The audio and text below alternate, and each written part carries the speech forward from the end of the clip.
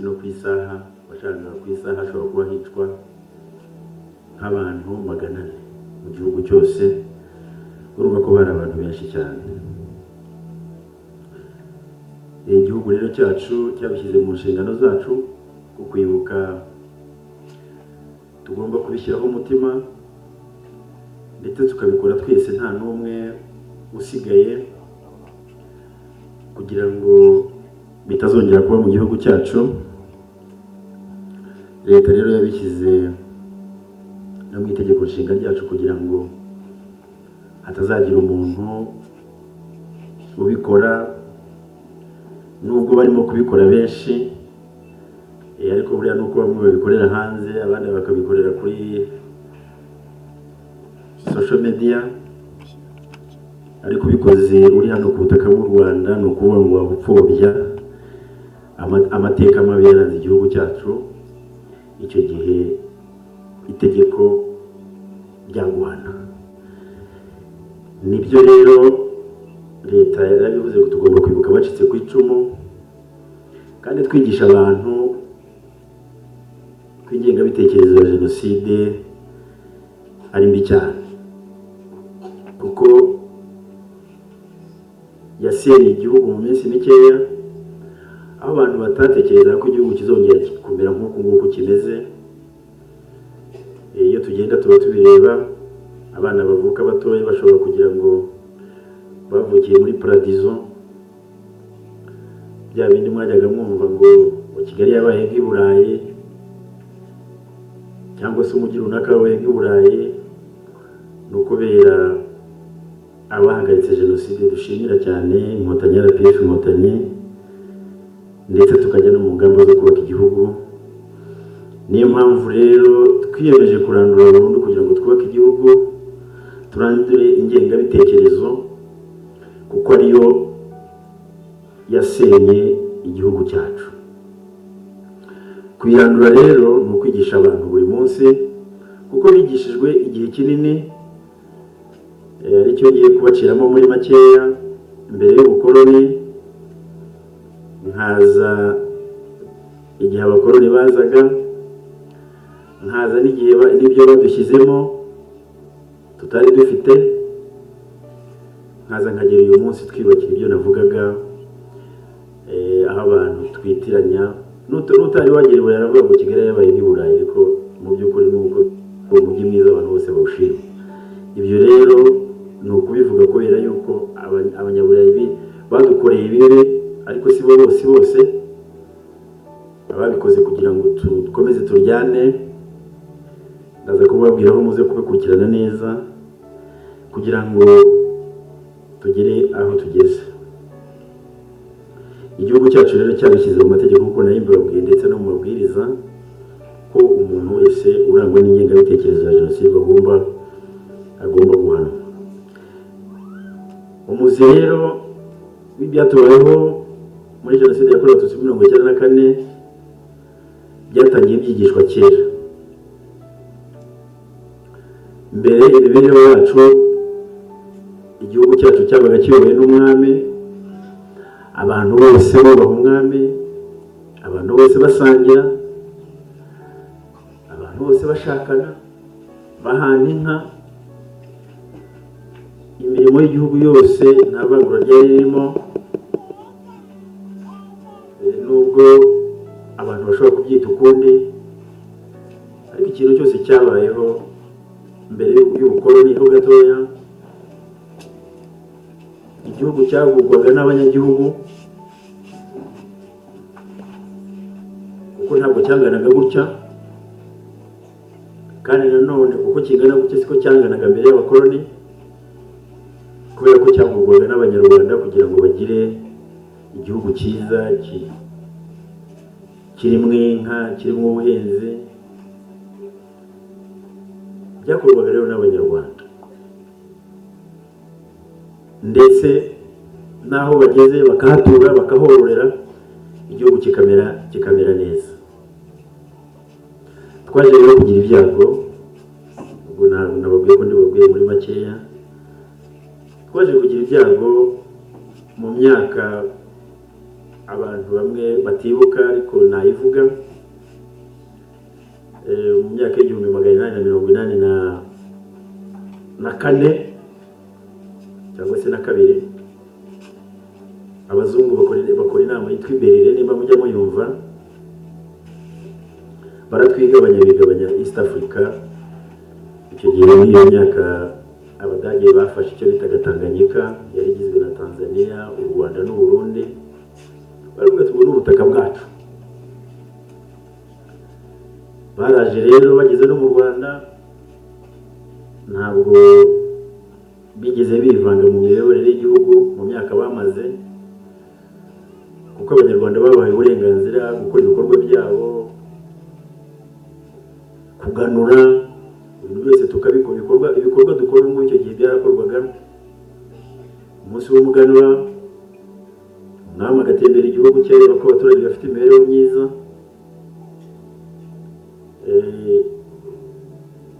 Ugasanga ntabwo bigeze bivanga neza mu mibereho y'igihugu cyacu. Ariko nyuma ho gatoya haba intambara y'isi ya mbere yabaye yarangiye muri 1916. Ubudage kuko bwari bwarateraniwe n'ibindi bihugu, biba ngombwa ko barwaka u Rwanda na Tanganyika n'u Burundi kuko rwatsinzwe. Butsinzwe rero niho ngiye kubabwira mu byumve neza bakiri batoya ingorane zacu niho zatangiriye. Nubwo ushobora kubyumva ngo ni imyaka myinshi, ariko abantu bakirambye bavutse 1920 baracyariho. Hari abantu bafite imyaka 120, nubwo bari bakeya basigaye. Ariko mwumve ko atari kireba ahantu ibintu byatangiye, akaba ari umuntu dufite amahirwe umuntu ukuze akaba akiriho. Muri iyo myaka rero 1916 Ababiligi baraza basimbura Abadage. Baje bakoze kwivanga mu miyoborere yacu, baraza bashaka kugira ngo ibyo umwami yakoraga, ibintu byose twakoraga bikorwa n'abo bantu. Yewe basanga twari dufite ibyiciro, wenda naza kukigeraho, basanga twari dufite ibyiciro byacu byo kugira ngo umuntu ave mu cyiciro kimwe ajye mu kindi. Byakanguriraga abantu kugira ngo bakore cyane.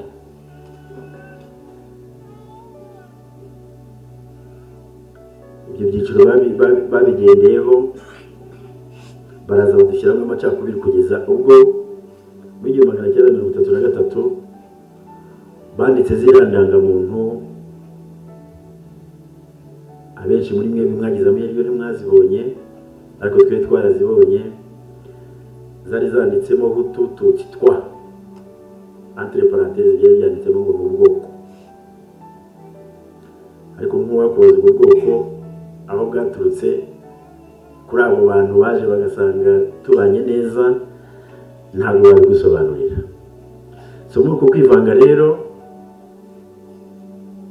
umwami wari uriho Musinga baramunanije cyane, mujya mubyumva.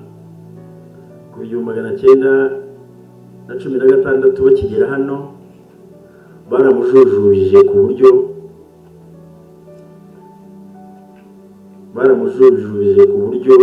baje no kumuca bakamutwara muri Kongo. Kugeza n'uyu munsi we ntabwo twari twabona umubiri we, umugogo we niko babyita mu Kinyarwanda. Umwami ntabwo babyita umugogo, ntabwo yigeze uboneka kuko baragiye bamutwara iyo ngiyo imupa, ntabwo twigeze tumubona.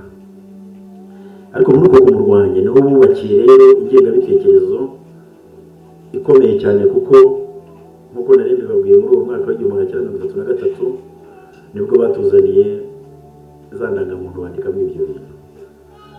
Hari abantu twabiganiraga ejo bundi umusibe ejo, ugasanga abantu babiri bava inda imwe, muri iyo ndangamuntu umwe mwanditsemo ko ari Tutsi kuko yari afite inka nyinshi, undi wanditsemo ko ari Hutu, kandi abantu babiri bava inda imwe kubera yuko adatunze inka zirenze 8. Ugasanga rero ni ibintu bari abantu badukoreye, kandi n'ubu baracyabikora. Abakurikirana amateka. So so ntabwo byahagarariye aho rero so kwandika indangamuntu gusa kuko batwatse ibintu byinshi nk'uwo muganura barawutwatse twarawugiraga kugeza ubwo n'umuntu wari ushinzwe umuganura mu Rwanda icyo gihe bamuciye aza guhungira i Burundi mu gihugu cy'abaturanyi kubera ko umuganura wahuzaga abanyarwanda hakura tujya duhura tugakora umuganda ntabira dukora byose kandi ibyo byari mu muco wacu kuko twabikoraga twese nta n'umwe usigaye so bamaze rero kunaniza umwami Musinga bashyizeho umuhungu we kuko kigiye abana ba Musinga abenshi bari baremeye kujya mu ishuri so abazungu baravuga ati reka twigishemo umwe wenda yamusimbura umuhungu we yamusimbura amaze gutanga ariko nawe bakomeza kumuyoboreramo ariko bamuyoboreramo kugira ngo bagere ku bintu byabo bashaka ubukungu bashakaga ibintu byose bashakaga nawe agakomeza kubabwira ko abaturage be bakeneye iterambere kuko yari amaze no gusobanuka amaze no gusoma ibyo rero byatumye nawe bamumerera nabi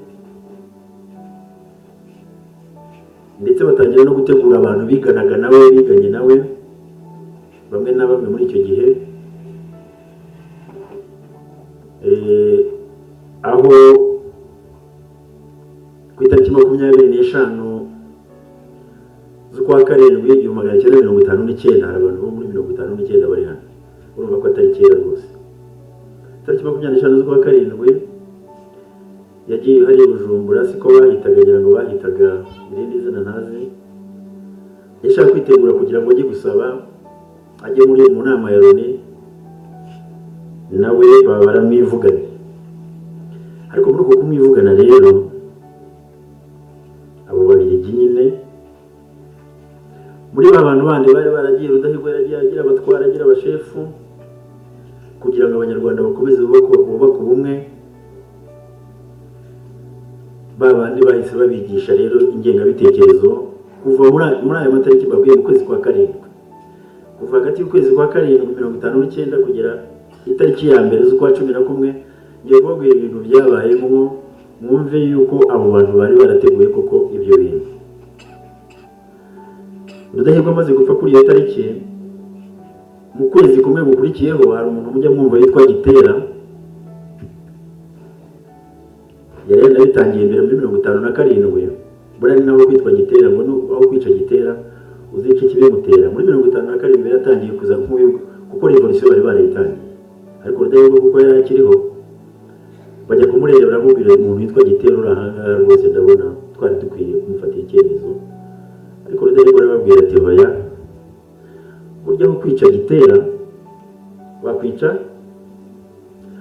ikibimutera urumva muri 57 yatangiye gukora za revolution bashaka uburyo bakuraho umwami ariko kuko umwami yari agihari kandi akaba ari imfura y'umva abanyarwanda batagomba kuzira ubusa arababwira ati hoya ababimutera barahari ubwo rero umuntu witwa Rudahigwa amaze kuvuga ati aho kwica Gitera wakwica ikibimutera muri 25 z'ukwa karindwi amaze gupfa Gitera ukwezi ko yahise ashyiraho amategeko 10 y'abahutu mujya mwumva umututsi n'umuntu mubi umututsi aragakubitwa ibintu nk'ibyo ngibyo urumva rero yuko Rudahigwa nubwo yamubabaye akavuga ati wakwica Gitera kwica ababimuteraga ni bababiri nababwiraga ntabwo byatinze mu kwezi gukurikiyeho itariki 25 z'ukwa 9 muri 59 bashyiraho andi mategeko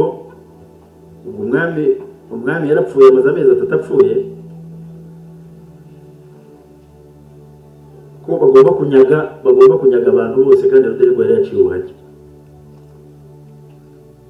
ku itariki ya mbere rero z'ukwa 10 nababwiraga umunsi w'abatagatifu ku banyagatolika uwo Rudahigwa yari yagize umutware w'ahantu yitwa Kundiza yitwaga Mbonyumutwa nimba mubizi Mbonyumutwa yari umwarimu usanzwe kuko nawe yize muri ayo mashuri ariko Rudahigwa mu gihe umutware nk'abandi rwose kuko yashaka ko abanyarwanda babana neza.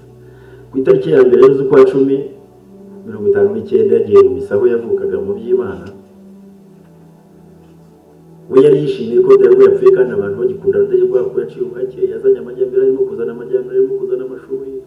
Urumva abantu bari bakimukunze, iyo ukunze umuntu hari umuvuga, bavuye mu misa bagisohoka bagishwanamo gatoya ngo bararwanye.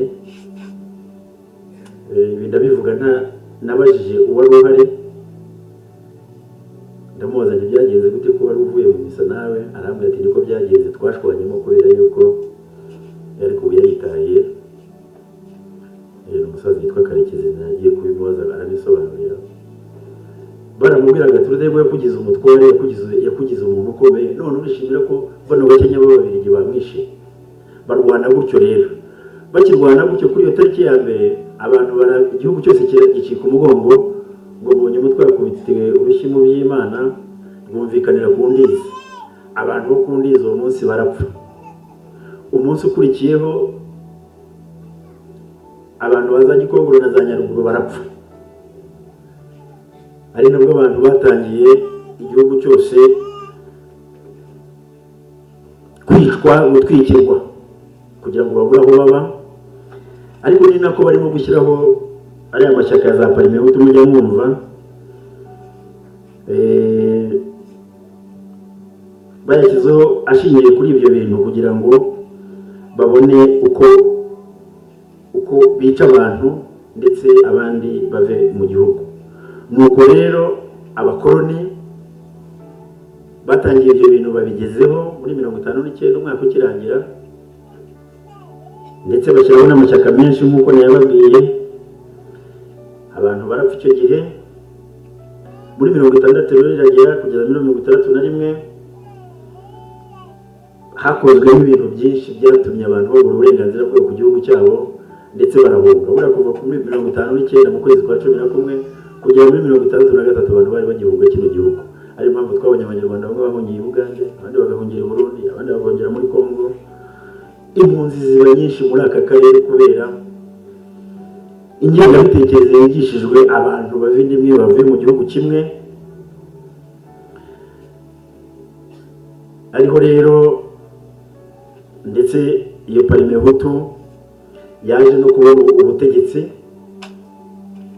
Wa undi mbonye umutwe nababwiraga burya yabaye perezida iminsi mikeya w'igihugu, asimbuzwa na Kayibanda, ariko umugambi ukomeza kuba umwe mu mashuri. Aribyo abantu bajya babwira ngo leta ya mbere, repubulika ya mbere. Buriya abantu barakandamijwe, abantu bitwa inyenzi, ayo mazina y'inyenzi yaje icyo gihe ubwo abanyarwanda bamwe bageragezaga kugaruka mu gihugu cyabo. Imiryango yabo iraherwa, yimwe uburenganzira mu gihugu, ku buryo ari naho hashyiriweho bya bindi mwumvishe n'ubwo na leta na MRD nayo bikomeje, aho mwumvaga umuntu avuye hano Ibyumba aje hano Rutongo yagombaga kubaka urupapuro rw'inzira, kwakira urupapuro rw'inzira mu gihugu cyawe. Urumva ko rwose ari amahano akomeye. Ibyo rero Repubulika ya mbere n'iya kabiri zose zarabikoze zikomeza gutoteza Abatutsi, ku buryo muri 63 abarenga 35 bishwe, nkuko nabibabwiye muri Kibungo, muri Cyangugu, muri Gikongoro, utwo twari uturere twa kera. Abo bantu bicwa bazira mu bwoko bwanditswe, ngira ngo no muri jenoside abari bakuru murabizi yuko iyo bagurimo guhunga uvuye hano Gacuriro cyangwa ugiye n'ahandi, baguhagarikaga, bakubona ku isura batakumenye neza, bakakwaka indangamuntu, bakareba muri ya ndangamuntu nababwiye yanditswe n'Ababiligi, twe tutari twamenya kwandika. Abantu rero bicwa umugendo. Kayibanda rero nawe yubaka inzego ze ariko zishingiye ku moko. Haza rero nawe aza guhirikwa, avaho muri 73 nimba mubyumva, nabwo ni mu kwa 7 wagira ngo bigenda bihura no kwa 7, Rudahigwa yapfuye mu kwa 7. Abantu bakomeza kugenda batwikirwa umuhanda wose. Mu kwa 7 73 General Major Habyarimana nawe nuko yabikoze afata ubutegetsi, ariko yakoze icyo bitaga noneho ko agiye gukora icyo bita ikubura. Ni ukuvuga ngo twatundi twarokotse kuva ku itari 59 kuza kugera muri 73 afata ubuyobozi, none byari bigiye kurangira. Yego rero noneho haje gushingira ku turere, ntubona akazi uturuka ahantu hamwe na hamwe, uturuka mu majyepfo cyangwa uturuka hehe, kuko akenshi bahuzaga amajyepfo ko ariho ubwami bwari buri, ko ariho abayobozi Repubulika ya mbere baturukaga, nabo barabica, ariko kandi nabo mu byanditswe nabo bari bene wabo ko bari bafite indangamuntu z'ubuhuta benshi. Nta nubwo imibiri yabo abavandimwe babaziho Emery Habyarimana yabashyize, urumva nabo bagendeye muri iryo kubura kugira ngo igihugu gisigarane abo bitaga ngo ni rubanda nyamwinshi. Abana bakiri bato mu byumve ntabwo ari ibintu bijye bitandukana n'ibyo ushobora kuganira n'umubyeyi wonse ingengabitekerezo akaba yakuganiriza akakubwira turiya n'umututsi ntimuzakundane. Ndakubwira ko n'abo bantu nabo bitwaga abahutu muri MND nako mu majyepfo, ariko Habyarimana agezeho yarabishe kuko nawe yagendeye ku cyahoze ari Gitarama, Butare, za Gikongoro, iyo ngiyo atonesha ibyumba iwabo yavukaga ku Gisenyi, arazarambona nimba muhazi. Ndabyibuka njya muri biriya bice n'inyuma ya Jenoside ho gatoya nko muri 1995. Hano nta mashanyarazi yabaga, ariko irambura bari akuntuki rwose, ndavuga ibyo nabonye, habaga harimo amashanyarazi. Abahakomoka barabizi babyemeza. Urumva yagiye ratonesha iwabo, ndetse na Ruhengeri igice kimwe, ndetse na Byumba, abantu bagira amashanyarazi, bagira ibintu byose, ariko iki gice gisigaye ahubwo ngira ngo n'amashanyarazi y'ahangaha tuyabonye ejo bundi muri 2000 sinzi uwahoze abivuga, kubera yuko yumvaga nabo abangaba ari abantu agomba gukandamiza. Emery rero nawe ntabwo yahagaze, kuko no mu mashuri abantu habaye icyo bitiringaniza,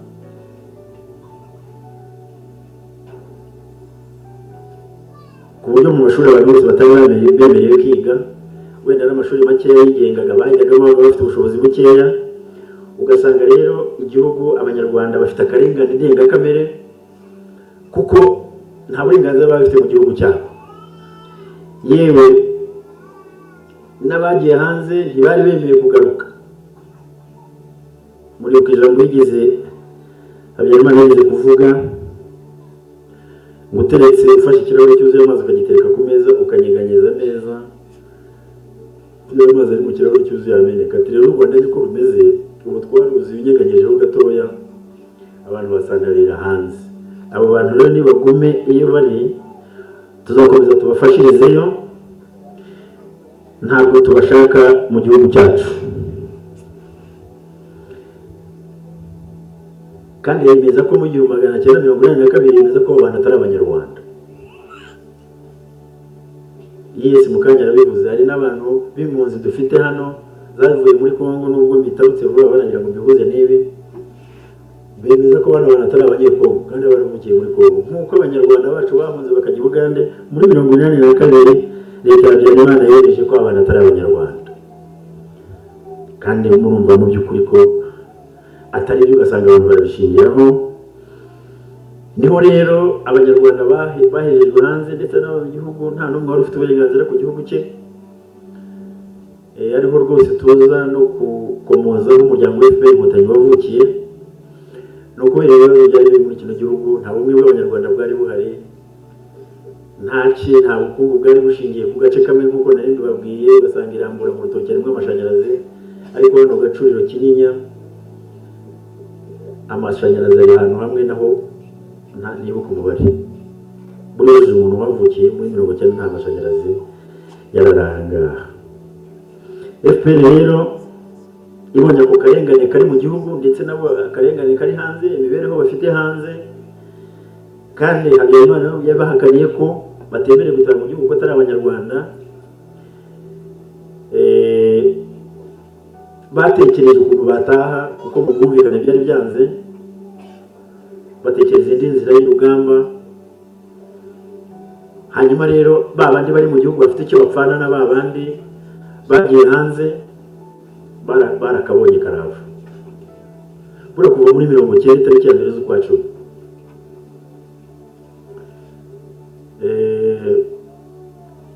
reka mbibwire bitari mu kiganiro byanjye. Muri 19 papa yaje mu Rwanda, njye nari mukuru, noneho njya kureba papa urumva yaje Kigali, anyura iwacu hari muri komine Runda muri mu karere ka Kamonyi. Tujya kureba papa hano mujya kumva yitwa ku masuka ku Kamonyi, mujya mumva. Tuhageze papa araza nyine arahanyura akomeza agiye hari Ishyogwe. Uwo muri 19 rero niho namenye ko ibintu bikomeye. Icyo gihe rero umuntu wari ufite taxi yisanze itwara abantu, ariko ngiye kujya muri iyo taxi uwo muntu yaranyangiye arambwira ati no ibyanyu twamenye kandi inkotanyi za leta izatera. Haburaga igihe gito mu kwezi kumwe cyangwa iminsi mikeya. So ngeze mu rugo ndababwira ariko muzi ko kanaka yashyizemo abana muri taxi, ngiye akanga ko njyamo. Ubwo n'urugero nari mbahaye ko inkotanyi zigitera abantu mu gihugu bagize ingorane zikomeye kuko barishwe, abandi barimurwa mbere yabo barimuwe,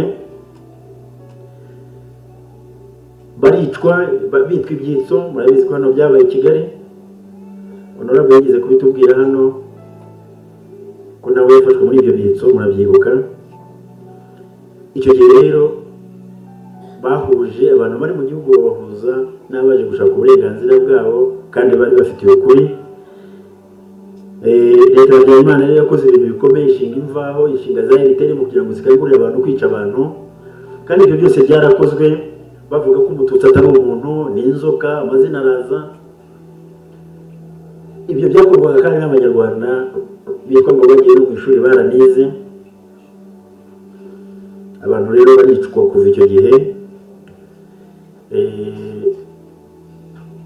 ku buryo za CDR za Parimehutu ndetse n'aya mashyaka menshi agishingwa bashinze ayandi afatanya n'aya mashyaka, nimba ari PER ikaba PER Power, bavuga ko PER y'abatutsi, yaba ari MDR bakashyiraho MDR, bakavuga ko bashyizeho MDR Power iyindi, kugira ngo zihangane ku buryo umunsi wabo. Nimba mujya mukurikirana ibiganiro by'abari abantu bigisha abantu kwica abantu, tuzamanuka intera tuzamanuka.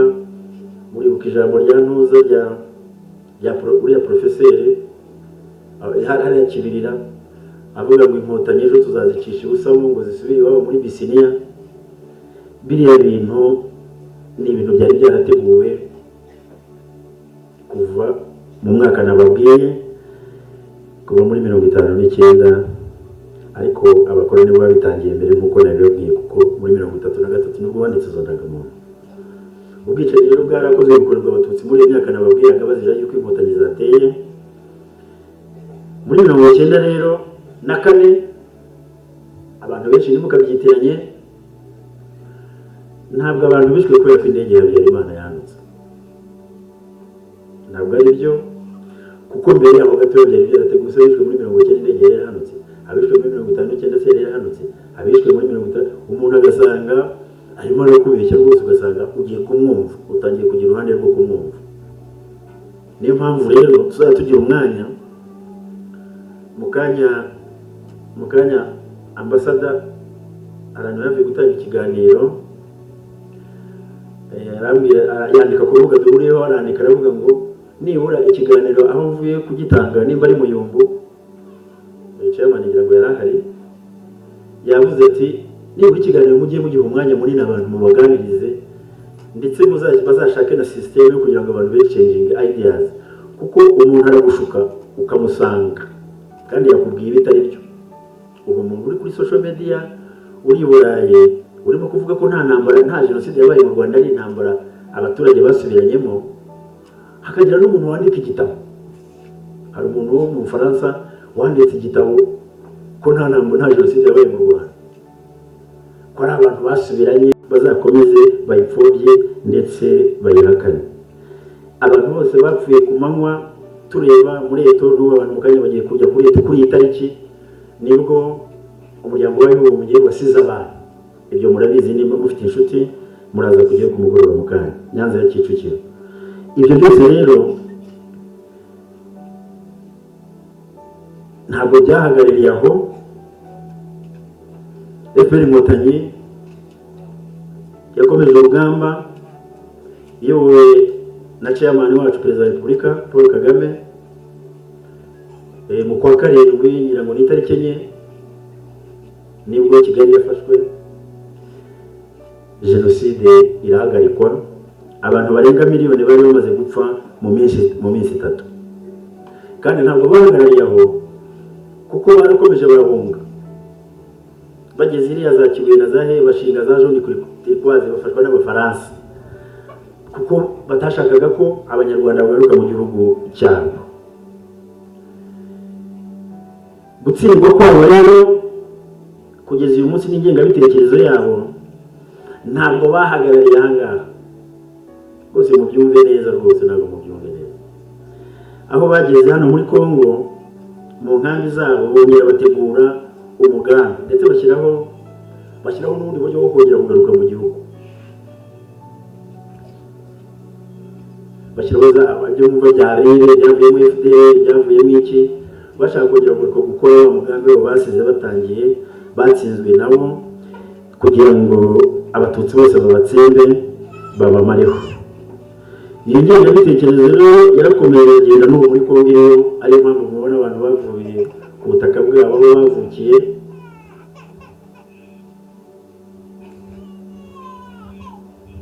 Buriya umuntu akubwiye ngo Musinga ntabwo yavukiye hano mu Rwanda, yavukiye hano muri Kongo,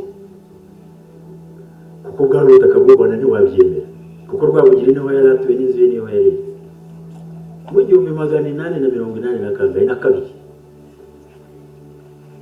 Ubu ni ikimenyetso mubwiye yuko uriya butaka nubwo ari ingengabitekerezo n'ubwo bari Abanyarwanda ariho bavukiye, ariko baraje barabakata babashyira muri Kongo.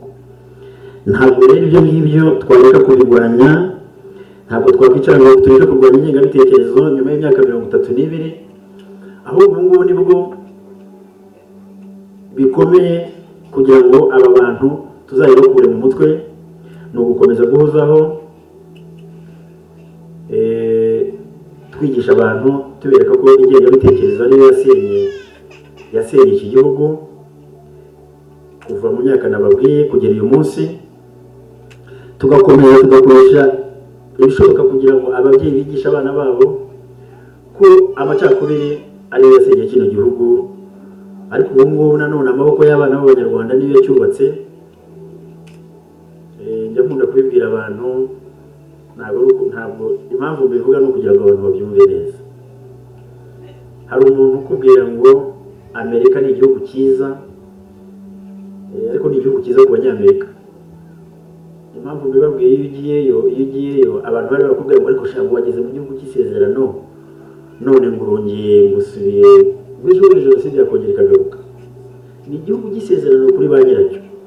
Chairman wacu muri iyo myaka muri 90 nk'uko mubizi yari afite imyaka muri 30 mikeya, yari ari muri kiriya gihugu. Ariko aravuga ati numvishije ko umuvandimwe wanjye twabanaga yapfuye, ariko nanjye reka ngende. Araza urugamba. Impamvu nari mbivuze, abo umuntu ashobora gushuka ugashaka ubwene igihugu ukagenda, kandi wari gutanga umusanzu ku gihugu cyacu. Ibyo babwira ngiye ibyo byanambayeho. Banambwe atari kwa bageze muri Amerika ntuhite ukata. Tukabusubira yasha. Twabuze igihugu ariko turagifite, kandi abakibohoje nta maboko y'abana b'u Rwanda. Bamwe barapfuye batanga amaraso, kuki twebwe tutagenda tukacyubaka.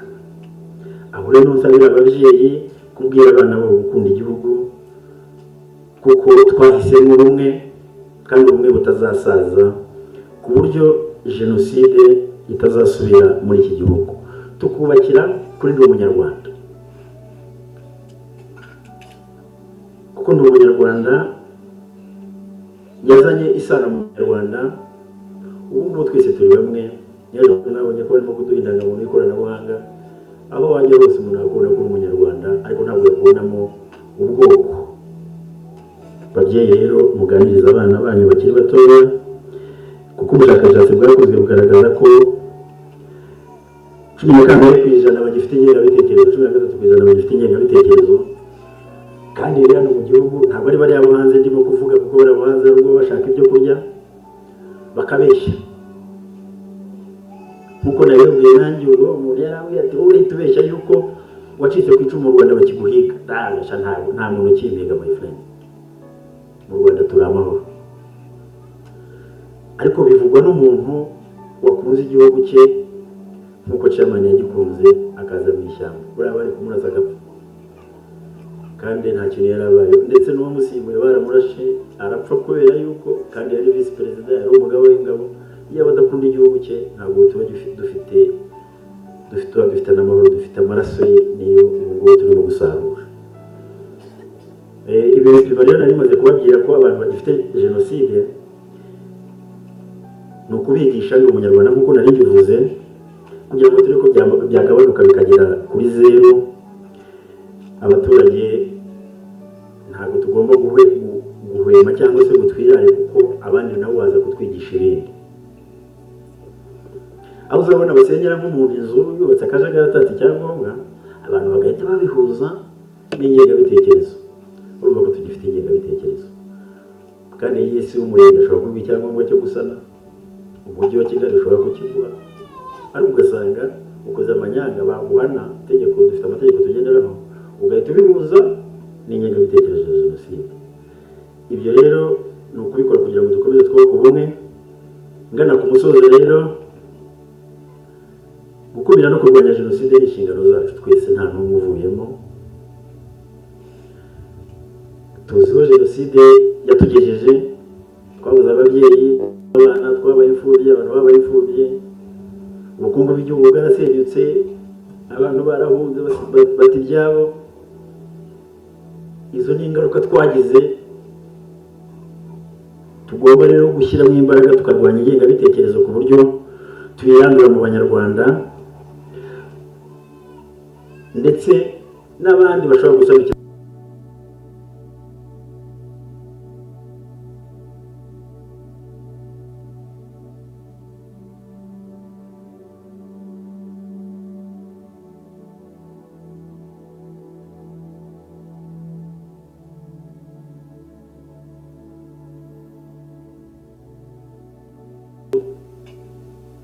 ukundi.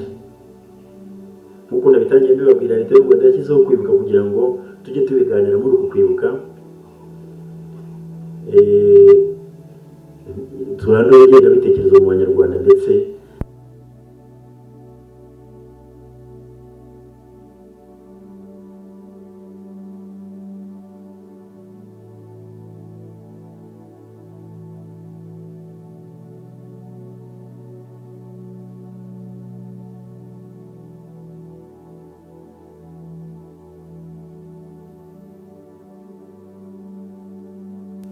kandi twabihagarikiye jenoside barebera. Ni ngombwa rero ko abanyarwanda dukomeza kubaka ubumwe bwacu, tukemeza guhangana n'ingaruka z'abantu